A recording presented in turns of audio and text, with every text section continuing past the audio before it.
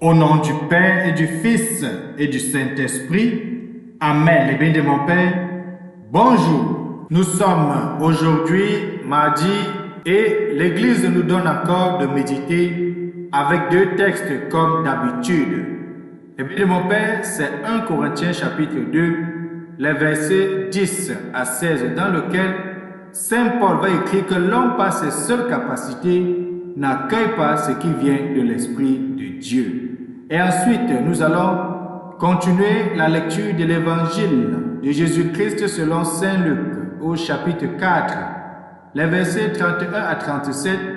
Dans cet Évangile, nous allons voir le dialogue entre Jésus-Christ et le possédé. Et ce qui est important, c'est de voir comment le possédé et l'esprit qui est en lui sont craintifs face à Jésus-Christ et l'autorité que Jésus-Christ va prendre pour dominer cet esprit lorsqu'il va dire silence et sort de cet homme.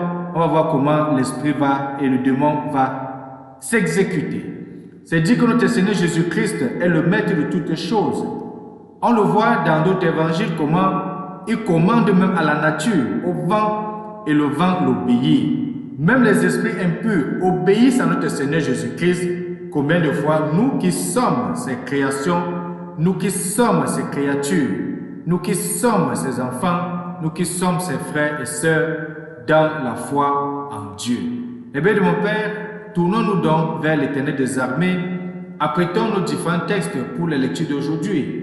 Ouvrons nos Bibles aux différents textes, apprêtons notre cœur donc à accueillir l'Éternel des armées. Bienvenue à chacun de nous à cette méditation.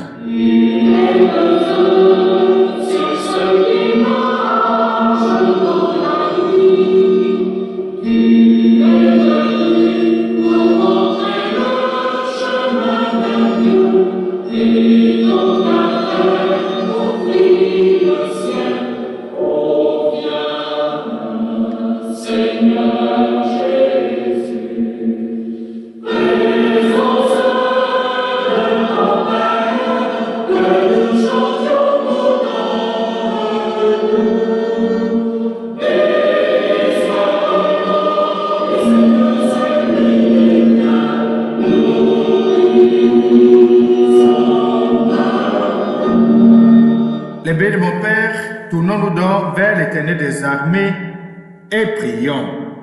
Dieu qui donne la preuve suprême de ta puissance, lorsque tu patientes et prends pitié, sans te lasser, accorde-nous ta grâce. En nous attend vers les biens que tu promets, nous parviendrons au bonheur éternel. Par Jésus-Christ, ton Fils bien-aimé, lui qui vit et règne avec toi dans le Saint-Esprit, Dieu maintenant et pour des siècles.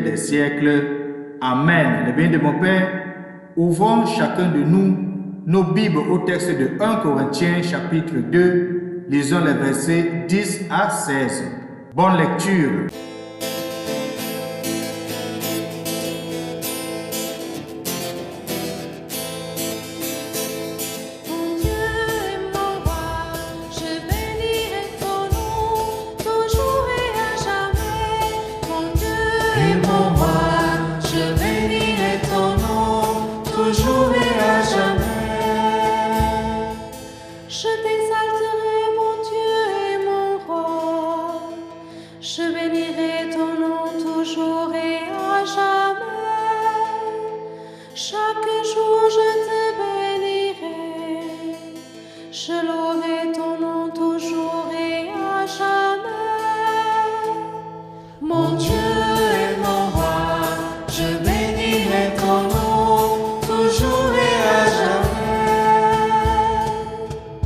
Le Seigneur est tendresse et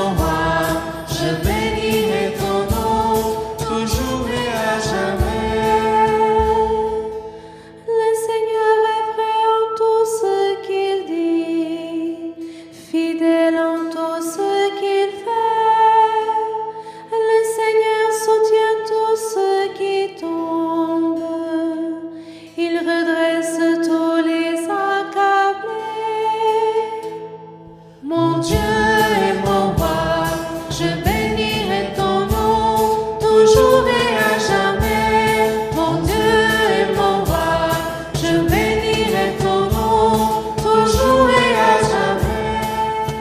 Alléluia, Alléluia, Alléluia,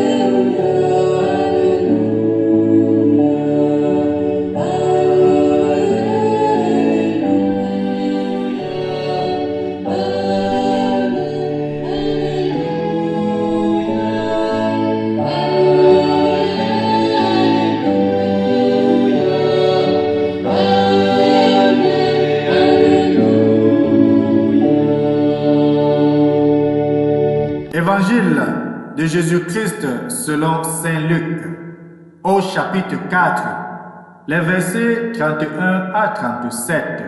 En ce temps-là, Jésus descendit à Capharnaüm, ville de Galilée, et y enseignait le jour du sabbat. On était frappé par son enseignement, car sa parole était pleine d'autorité. Or, il y avait dans la synagogue un homme possédé par l'esprit d'un démon impur, qui se mit à crier d'une voix forte. « Ah, que nous veux-tu, Jésus de Nazareth? Es-tu venu pour nous perdre? Je sais qui tu es le Saint de Dieu. » Jésus le menaça. « Silence, sors de cet homme. » Alors le démon projeta l'homme en plein milieu et sortit de lui sans lui faire aucun mal. Tous furent saisis d'effroi et ils se disaient entre eux: quelle est cette parole? Il commande avec autorité et puissance aux esprits impurs et ils sortent.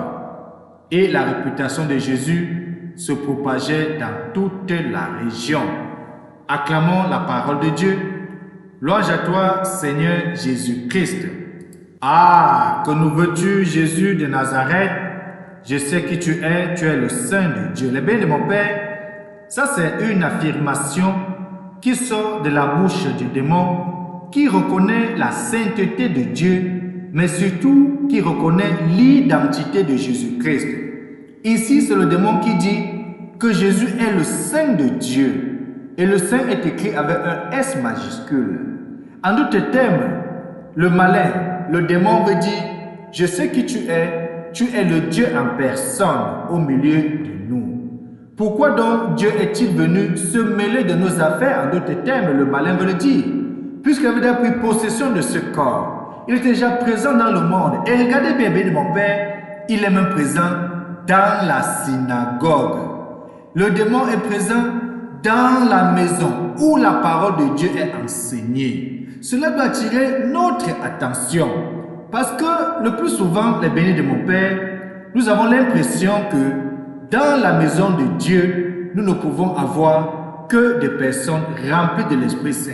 C'est l'idéal, c'est ce qui est souhaité, c'est ce qui est recherché. Et c'est pour cela que dans la maison de Dieu, on commence toujours par enseigner la parole de Dieu pour que ceux qui y viennent soient en présence de la parole, parce que la parole est vivante. La parole de Dieu, c'est Dieu lui-même qui se donne à nous à travers non seulement sa parole, mais aussi lorsqu'il s'agit d'une célébration eucharistique, c'est Dieu qui se donne à nous sous l'espèce du pain et sous l'espèce du vin. Et voilà que Dieu se mêle donc justement de le sortir de cet équilibre et le déséquilibrer. Et il fait, c'est-à-dire Dieu fait cela avec autorité comme s'il en avait le droit. Car les biens de mon Père, même dans le péché, l'homme peut donner un certain équilibre à sa vie. La foi, l'intervention de Dieu dans la vie d'un homme crée toujours un mouvement de recul, crée toujours une crainte.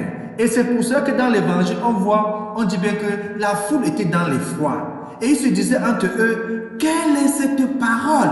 Parce que Jésus-Christ agit avec autorité. L'homme n'aime pas être bouleversé. L'homme aime rester dans son confort. Et c'est pour cela que notre pape, le pape François, va toujours inviter les chrétiens, les disciples.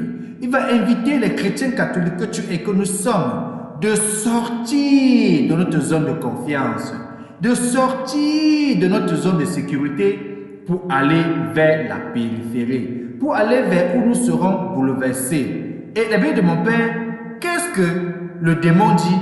es-tu venu pour nous perdre? Seule la foi qui se met en confiance peut permettre de dépasser l'obstacle. Car si notre Seigneur, si Dieu intervient, ce n'est pas simplement pour déséquilibrer l'homme comme nous le voyons, c'est pour le faire participer pleinement à sa plénitude. Et on voit bien que le démon sortit de lui sans lui faire aucun mal. Les bénis de mon Père. On comprend mieux pourquoi Jésus-Christ va nous avertir en disant « Ayez peur de celui qui tue l'âme et n'ayez pas peur de celui qui tue le corps, mais qui ne peut pas tuer l'âme. Celui qui a l'autorité sur l'âme, c'est Dieu et Dieu seul. Même le malin n'a pas autorité sur ton âme. Ton âme appartient à Dieu. Ton âme appartient à celui qui t'a créé. Ton âme appartient à l'Éternel des armées. Pourquoi donc, mon frère, ma soeur? Pourquoi donc le béni de mon Père?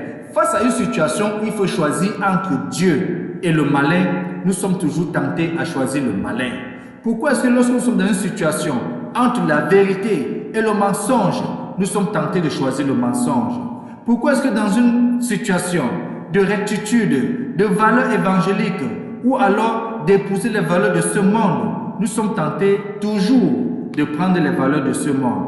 Et pourtant, ce monde ne peut rien nous faire. Ce monde ne peut pas ternir ta vie.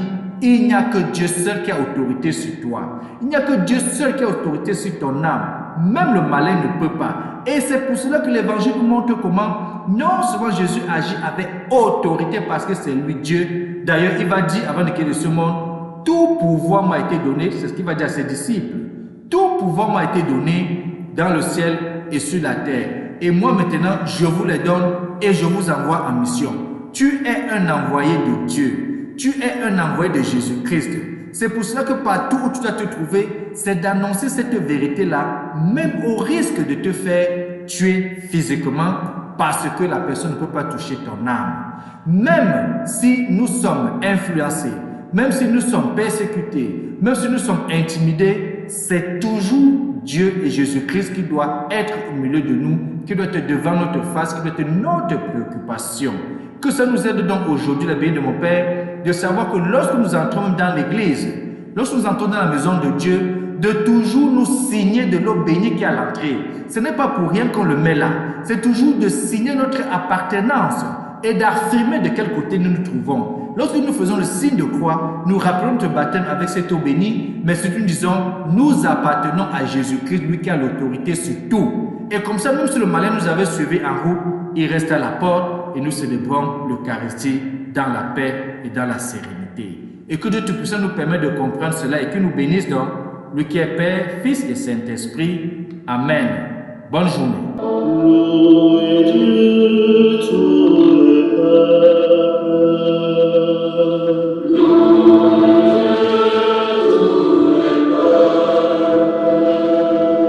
Chantez sa grande gloire.